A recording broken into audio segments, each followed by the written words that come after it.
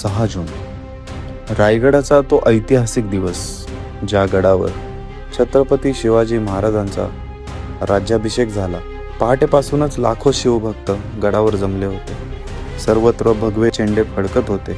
परकीय सत्तांच्या काळात स्वराज्य उभं करणारा आणि स्वतःच्या राज्याचा छत्रपती बनलेला राजा, आणि त्या वातावरणात उभं राहिल्यावर अभिमान, प्रेरणा आणि भावनांचा एक वेगळाच संगम अनुभवायला मिळतो. रायगडवरचा तो क्षण आयुष्यात एकदा तरी अनुभवावाच. नमस्कार मित्रांनो, जय महाराष्ट्र. आणि आज आहे 6 जून आणि आता आम्ही तामिनीमध्ये थांबलोय. तर आज आहे आपल्या छत्रपती शिवाजी महाराजांचा शिवराज्याभिषेक सोहळा. तर आपण निघलोय रायगडवरती. सकाळी 5 वाजता निघालेलो आम्ही पुणेवरून. तर ॲक्च्युली टोटल डिस्टन्स जवळपास 128 किलोमीटर आहे. जायला जवळपास 3 तास लागणार आहेत. तर आता जवळपास पावणे 8 वाजलेत आणि आम्ही तामिनी एंडला आहे जवळपास. तर खूप उत्सुक आहे त्या अंगावरती शहारे आणण्याच्या क्षणासाठी. आणि मी पहिल्यांदा निघालेलो आहे, तर संपूर्ण एक्सपिरियन्स मी तुम्हाला या ब्लॉगमध्ये शेअर करणार आहे. तर माझ्यासोबत कंटिन्यू राहा. चला जाऊया रायगडावर. तर फायनली सकाळचे जवळपास 8:45 वाजले. थोडे ट्रॅफिक असल्यामुळे आम्हाला थोडा उशीर झाला. हे बघू शकता माझ्या पाठीमागे, तिथे पार्किंग आहे आणि इथून आपल्याला किल्ल्यावरती जाण्यासाठी बस पकडावी लागते. तर चला जाऊया. उन्हाळ्याचे दिवस असल्यामुळे गरम खूप होत आहे. आम्हाला बस भेटली आहे रायगडकडे जाण्यासाठी. जवळपास 5.5 किलोमीटर अलीकडे गाव आहे पाचाड. तिथून आपल्याला बस पकडायची. आपण आपल्याला जवळपास 10 ते 15 मिनिट लागू शकतात. आपण तिथे आहे. 2 व्हीलर बाय द वे ह्या पार्किंगपासून पुढेपर्यंत सोडतात. पुढे कुठे थांबतात मी तुम्हाला सांगतो. 2 व्हीलर इथून पुढे सोडतात. हे 5.5 किलोमीटर डिस्टन्स आहे रायगडपासून. तर तिथून पुढं 1.5 किलोमीटर पुढे आल्यानंतर आपल्याला बाईक पार्किंग पाहायला भेटतं राईट साईडला. तर तिथं तुम्ही बाईक पार्क करू शकता. फायनली आपल्याला बसनी इथे सोडलंय. थोड्याच पुढं म्हणजे जवळपास 3 ते 3.5 किलोमीटर समजा पुढे सोडलंय.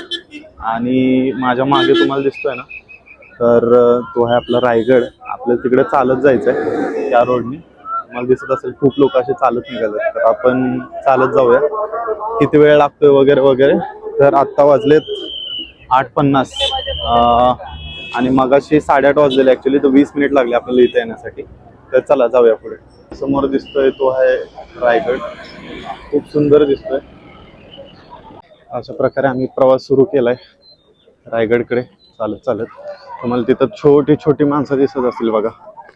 नसेल दिसत तर मी जवळून दाखवतो.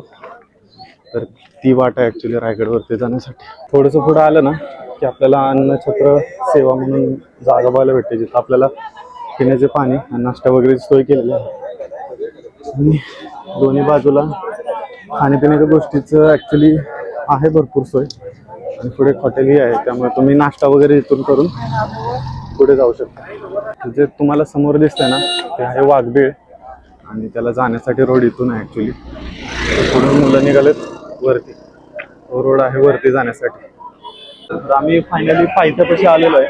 तिथून माझ्या मागे बघाल ना तुम्हाला दिसत नसेल, पण तिथून वरती जाण्याचा मार्ग सुरू होता. पण त्याच्या आधी इथे हॉटेल आहे लेफ्ट साईडला. तर तिथं आम्ही म्हटलं थोडा नाश्ता करावा. नाश्ता केल्यानंतर थोडीशी एनर्जी भेटेल. भूक पण लागली. आता 9, 9:15 झाले. तर चला नाश्ता करून पुढे जाऊ. जस्ट इथं हॉटेलमध्ये नाश्ता केला आम्ही. आणि आता मला दाखवायचं म्हटलं तर हे बघा पाठीमागे माझ्या इथून एंट्रन्स आहे. तो जे बोर्ड दिसतो ना त्याच्या मागून एंट्रन्स आहे वरती जाण्यासाठी. तर हा आहे राज्याभिषेक सोहळ्याचा पायथ्याशी असलेला बोर्ड. आणि त्या मागून जातो वरती गडाकडे रोड. हा आहे गडाकडे जाण्यासाठी रोड. युजली गडाच्या जो मेन दरवाजा आहे ना तिथपर्यंत वाहनं जातात. म्हणजे हा रोड बघितला तुम्ही तर हा रोड पण डांबरीच आहे. पण आता सध्या खालीच वाहनं बंद केले ट्रॅफिक होऊ नये म्हणून. तुम्ही बघू शकता हजारो लाखोंच्या गर्दीने तिथे शिवभक्त जमा झालेले आहेत. थोडं चालून आल्यानंतर आपल्याला एक बोर्ड दिसतो जिथे दाखवले चित्त दरवाजा, नाणे दरवाजा, रायगडवाडी वगैरे जाण्यासाठी मार्ग कुठून आहे. आणि आपल्याला समोर जायचं. ॲक्च्युली ऊन खूप आहे आणि इकडच्या भागात जरा ह्युमिडिटी जास्त असते, त्यामुळे पाणी बॉटल असेल किंवा स्नॅक्स वगैरे असतील ते सोबत ठेवा, जेणेकरून तुम्हाला जेव्हा गरज लागेल तेव्हा तुम्हाला ते यूज करता येईल. फायनली आपण किल्ले रायगडचे जो मेन दरवाजा आहे ना, तर तिथे आलेलो आहे आणि इथून फक्त उतरण्यासाठी मार्ग आहे आणि जाण्यासाठी विचारपूस केल्यानंतर समजलं की नाणे दरवाजाकडून जायचं आहे. नाणे दरवाजाला रोड इकडे जातो, तर चला आपण तिकडून जाऊ. जसं आपण बोर्डवरती बघितलं ना, जो मेन चढण्याचं ठिकाण आहे ना रायगडचं, त्याच्याच उजव्या बाजूनं खाली आल्यानंतर नाणे दरवाजा लागतो, तर तिथून आपल्याला वरती चढायचं. सगळं पब्लिक आहे ना, वरती दिसत असेल तुम्हाला, खूप लोक आहेत जे याच दरवाजातून वरती जातात. तर खाली येण्यासाठी तो दरवाजा ठेवलाय, वरती जाण्यासाठी आपण इकडून जाऊ शकतो. इथं नाणे दरवाजापाशी आलोय आपण आणि वरती खूप जास्त गर्दी असल्यामुळे वरती सोडत नाही सध्या. तर जवळपास 1.5-2 तास झाले आम्ही थांबलोय. माझ्या मागे गर्दी बघू शकता, खूप जास्त गर्दी आहे आणि वरतीही खूप गर्दी आहे. आता असं वाटतं की 1.5-2 तासानंतर सोडतील थोड्या वेळानं, नक्की सांगता येणार नाही. वरती गेल्यानंतर तुम्हाला पुढचा प्रवास दाखवतो. जवळपास 2.25 तास थांबल्यानंतर फायनली वरती सोडले. हे बघा, सगळे लोक पळत सुटलेत इकडं आणि मागे पण. जस्ट आम्ही वरती निघालोय. आता वाजलेत किती, 11:15 झाले. म्हणजे आम्ही इथं जवळपास 9:15ला पोचलेलो. 2-2.25 तास झालेत आम्हाला तिथे येऊन. तर चला जाऊया हळूहळू वरती. नाणे दरवाजापासून थोडंसं वरती आल्यानंतर आपल्याला डाव्या बाजूला एक शॉर्टकट बघायला भेटतो. पावसाळ्यात कदाचित इथून खूप जास्त पाणी वाहत असेल. समोर बघताय तो ॲक्च्युली नॉर्मल रूट आहे आणि इकडून चढण्यासाठी असं आहे. पण तुम्हाला जर थ्रिल घ्यायचं असेल थोडंसं ट्रेकिंगचं, तर तुम्ही इथून येऊ शकता. तिथून थोडंसं पुढं आल्यानंतर आपल्याला मारुतींचं मंदिर बघायला भेटतं आणि हा नाणे दरवाजापासून पहिल्या बुरुजावरतून व्ह्यू आहे हा. आता आम्ही रायगडच्या या टप्प्यावरती पोहोचलेलो आहे. नाणे दरवाजातून आत आल्यानंतर खाली तुम्हाला दिसत असेल कदाचित ते गाव जिथून आपण चढाई सुरुवात केलेली आणि आपल्याला एवढं वरती जायचं आहे. तुम्ही जर हा रोड बघताय ना, जे लोक माघारी निघालेत, तो चित्त दरवाजामधून बाहेर पडतायत, की जो थोड्या वेळापूर्वी जेव्हा आम्ही आलेलो तेव्हा फक्त उतरण्यासाठी ओपन होता आणि त्यामुळे हा देखील रोड ब्लॉक करण्यात आलेला जवळपास 2 ते 2.25 तास. आणि आता आपल्याला इकडं वरती जायचं आहे, तर चला जाऊया. ऊन खूप जास्त आहे पण रोडनी थोड्या अंतराने झाडे आहेत, तर त्या झाडांखाली थोडंसं आराम करतो आहे थोड्या वेळाने, कारण ऊन खूप जास्त आहे, प्रमाणापेक्षा जास्त आहे. कदाचित पाऊस पण पडेल, बघू तसं ना, तर ढग पण दिसत आहेत. बघू पाऊस पडला तर पडला. थोडं पुढे आल्यानंतर मध्यभाग लागतो की जो पूर्णपणे सपाट आहे. सपाट चालायचं पुढंपर्यंत बघू शकत असाल आणि नंतर आपल्यावरती गडावरती चढावं लागतं. काही व्ह्यू आहे ह्या टप्प्यावरून गडावरून. तो सपाटवाला पॅच संपल्यानंतर आपल्याला पुन्हा असा चढण्याचा रोड लागतो. हे बघा, गर्दी बघू शकता तुम्ही.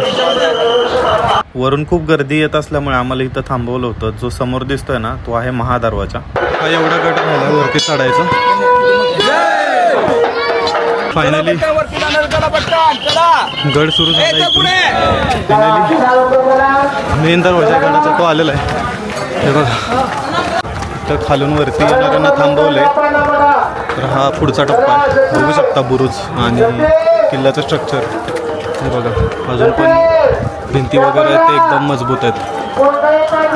चक्क 2 तासाच्या प्रवासानंतर आम्ही महाराजांचे दर्शन घेतले आणि मासाहेब जिजाऊंचे पण दर्शन घेतले. जवळपास दुपारच्या वेळी आम्हाला पारंपरिक लेझिमचा कार्यक्रम बघायला भेटला, जो की शिवराज्याभिषेक समिती असते त्यांच्याकडून केला जातो. ही जी समोर दिसते ना, ती बाजारपेठ आहे. दोन्ही बाजूला बघू शकत असाल छोटे खोले आहेत, शॉप टाईप पण म्हणू शकता आणि मध्ये खूप सारी जागा आहे. बाजारपेठेतून खूप पुढे न जाता आम्ही नगरखान्याकडे जायचा प्रवास सुरू केला. नगरखान्याकडे जाताना खूप छान असा भगवा बघून खूप अभिमान वाटला.